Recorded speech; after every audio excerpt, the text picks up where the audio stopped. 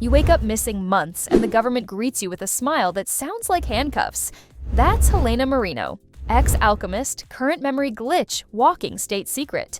The war's over, which is adorable. The banners changed, the habits didn't. Everyone wants what she buried before the flip: truth, formulas, leverage, pick two. Redemption arc? Cute. First we unearth what she did and who's still cashing the check. Spoilers ahead, you've read it, we're naming names, politely. Seatbelts on, safety goggles optional. Feelings? Not covered by warranty. Helena's body remembers work her brain won't claim. Her hands move like she's been practicing in secret, which, plot twist she has, she just can't access the file. Alchemy here isn't glitter jars and whimsy, it's property, power, and policy. Swap one truth for another, balance the cost. Try not to set the countryside on philosophical fire. On the other side of the ledger sits necromancy, which is less raise an army and more make sure nothing, including inconvenient facts, stays politely dead.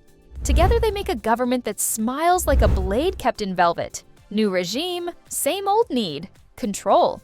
And Helena, she's the rare combination of useful and deniable. If she remembers the right fragment, you get stability. If she remembers the wrong one, you get headlines. So naturally, they appoint a curator of difficult people, the High Reeve. Voice like warm velvet, job like cold iron, and a talent for asking questions that sound like invitations and land like verdicts.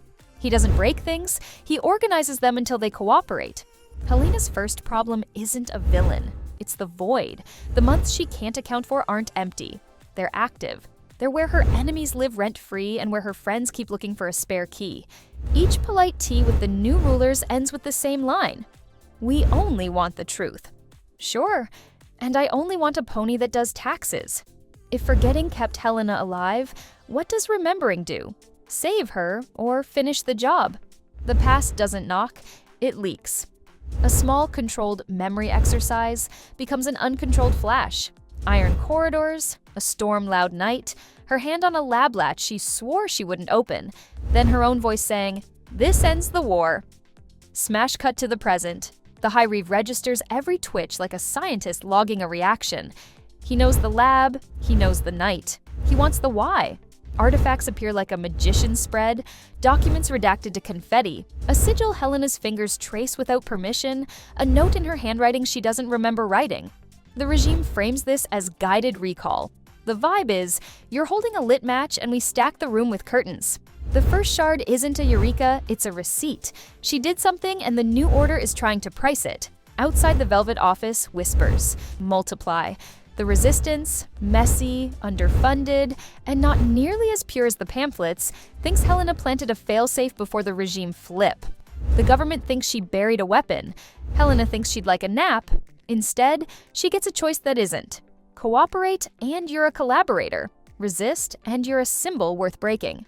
Either way, the board tilts. She's no longer a passenger in her own story. She's the road everyone wants to pave. Was Helena the architect of the end, or the arsonist of everything after? Helena tries neutrality, Switzerland with better cheekbones. The world laughs in Latin. First, policy sharpens. Scientific cooperation mandates arrive, which is adorable language for your calendar belongs to us. Helena's suddenly chairing a think tank that smells like a lock. She's paired with experts who say purely theoretical the way arsonists say campfire. The lab has extra exits, none of them lead outside. Second, the resistance slides a message under her door. You wrote the plan, finish it. She didn't. Probably. Maybe. The note symbol matches one from her flashbacks, which means they're inside her head, her house, or both. 10 out of 10 on the sleep deprivation scale. Third, the public starts noticing ripples. Not gore, not spectacle, just the uncanny. A compass pouts, a mirror lags your reflection, an official clock counts backward for a minute, and then pretends it didn't. It's the world whispering, someone pulled a thread. Guess whose sweater it matches? Helena probes the borders. A tiny test in the lab, a nearly innocent line of questioning with the High Reeve. A whoops, hypothetically, with a scholar who knows too much. Eyes tighten. Guards breathe louder. The soldier who treats rules like speed bumps offers help that reads suspiciously like leverage. The worst realization isn't that both sides want her. It's that both sides might be right. Maybe she did craft a safeguard. Maybe it warped on impact. Maybe the regime isn't the only group allergic to the truth. The war ended. The people in charge just kept the receipts. If every faction needs Helena to be useful, who exactly gets to be human? The story pivots and the floor goes with it. During a staged demonstration, part science, part PR, all pressure, Helena follows a familiar pattern that stabilizes dangerous work. It should be neat. It's not. What returns isn't a clean formula, it's a frame. She didn't design a bomb, she designed a bargain. Before the regime change, Helena tried to make sure the cost of victory didn't crush one neck. Spread the load, keep the machine honest, prevent monsters by preventing single points of failure. Right idea, wrong world. Power didn't share the weight. It outsourced the blame. Helena's good faith math turned into bad faith governance. The resistance calls this proof she was complicit. The regime calls it legacy infrastructure. The High Reeve, he calls it necessary, which is the kind of word that gets statues and tribunals in different decades. Helena's reframe isn't, I'm the villain, it's worse. I was optimistic. She imagined a system that would force accountability. She authored a mechanism others now drive like a stolen carriage. The anomalies out there? Not random, leaks. The past won't hold still because somebody keeps moving it. If you built the door everyone's using to escape consequences, do you slam it shut or stand inside and make them look you in the eye? Helena tries the noble thing, transparency. She surfaces what she can. Careful, ethical, no raw names, only mechanics, and for 5 minutes the world inhales like peace might be possible. Then the spin cycle starts. The regime calls it treason with footnotes. The resistance calls it confession without penance. Her allies book a meeting to reevaluate risk posture, which is corporate for packlight. Worse, the system hiccups. People remember slivers they shouldn't and forget things they swore on. A magistrate casually uses a pattern only Helena taught herself. He swears it's common practice. It's not. Somewhere, someone is siphoning the burden Helena once tried to distribute, rerouting it into a private vault where power stays spotless and pain gets laundered. Then comes the personal shard, the one with a face. The protection she engineered wasn't abstract. It was a rescue that metastasized into policy. She tried to save someone who mattered and built a net that now catches the wrong fish. The High Reeve sees the fracture. He offers an exit that sounds like mercy and looks like a cage. Now Helena's the villain to the winners, the cautionary tale to the rebels, and the liability to anyone who ever vouched for her. It's the narrative rock bottom. You shared the cost so no one would break, and somehow you're the only one carrying the bill. When everyone wants you gone, what reality do you make impossible by staying? Helena stops treating the system like a storm and starts treating it like a machine. Machines can be audited. She walks into the archive, calm, unarmed, terrifying anyway, and asks for an audience with two people who believe they steer the faucet, the velvet-smiling official and the soldier who always seems to be on the right side of the wrong door. Surprise, they're collaborating. Of course they are. Power loves a duet when the chorus is accountability.